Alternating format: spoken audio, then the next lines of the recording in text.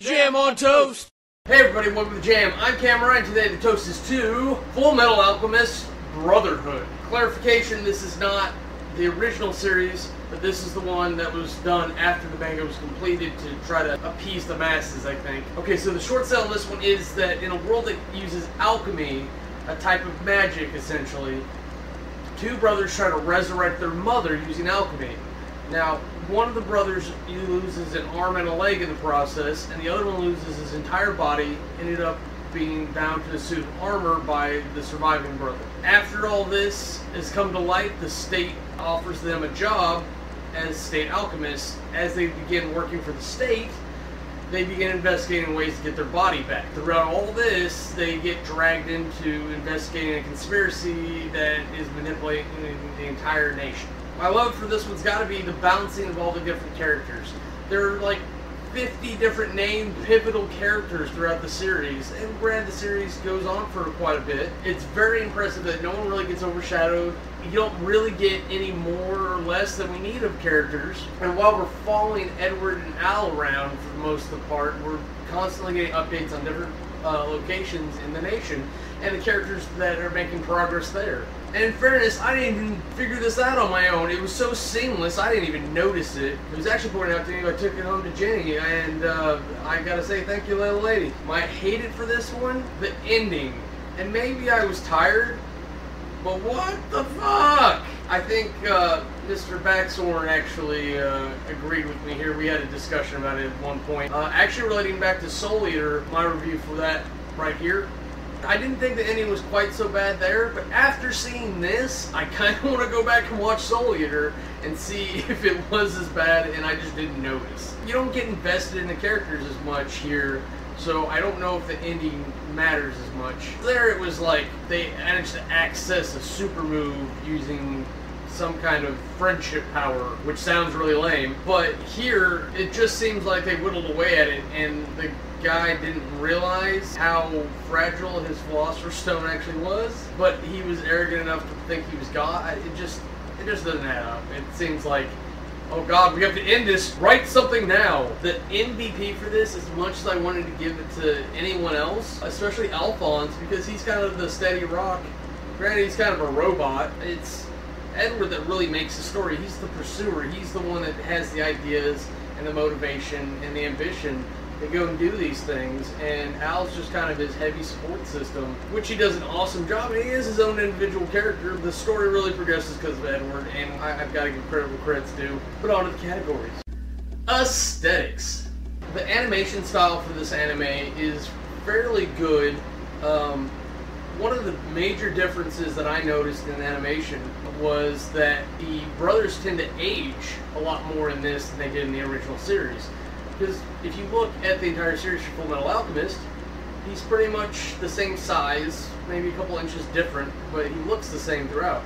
By the end of this, they've actually got them as full-fledged high adults and long hair, and they look completely different from that time where they saved the world. But even between when they start and they save the world is quite different, and I don't know where they started switching it up, honestly, because if you notice there's small animation changes throughout the entire series. Just looking at the lips on General Olivier Armstrong, they started real subtle, just like, oh, I was like, oh, that's kind of a neat way to do it.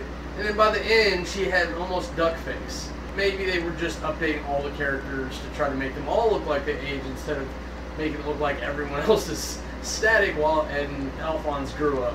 The way the homunculi and the monsters are done is actually pretty good. The rest of it looks like rustic type city things. The chimeras were really, really weird choices. They were well drawn, but I don't know why they did them that way.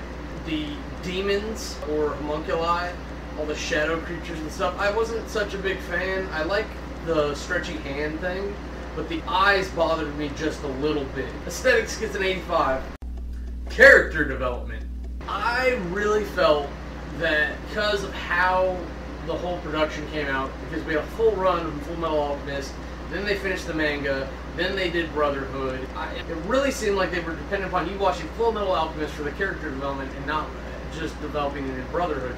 Because I think the assumption is that you were going to watch this, you already watched the other one, so you know who the Eldritch brothers are, you know most of the backstory, and you know who these other characters are, at least who they're supposed to be. And instead of building all the character investment we got in the first series, they kind of go, yeah, here they are, let's go, let's go, let's go. And they try to cover the plot points, and it gets crunched. And what you cut out most of there is the character development and the investment that makes the first series so lovable.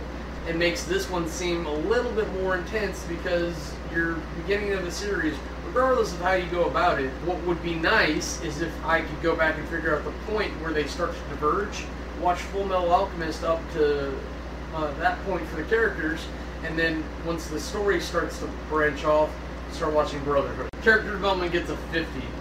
Storyline.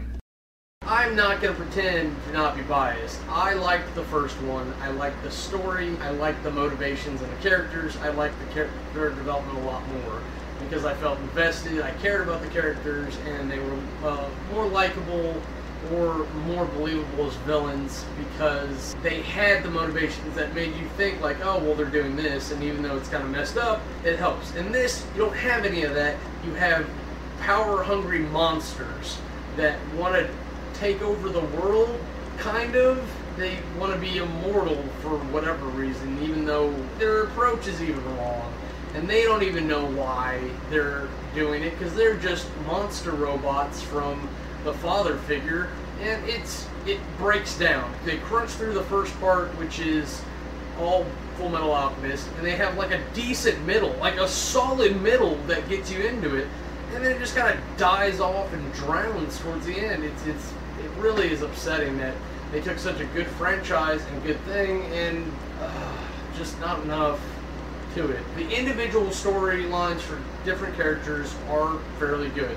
I like following the Armstrongs. I like interactions there. Mustang. Even like Ed and Al's story is okay. It's really the villain side that I just don't like it. It doesn't make any sense to me. I can't relate to it.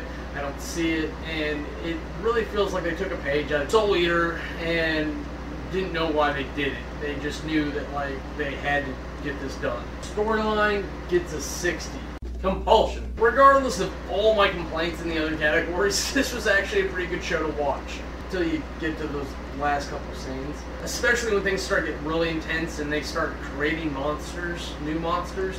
All the Chimera battles are pretty interesting, other than the spit guy. The characters, regardless of how well they're developed, are pretty likable and they're interesting, and you want to see what they do, especially how they specialize individual power sets. Battles are going to go, and who's going to go after what and why. At least until you figure everything out, it's pretty friggin' interesting. Compulsion gets an 85. Now, if you total all that up together, you get an average of 70. Normally I have a really long rant about this and that here.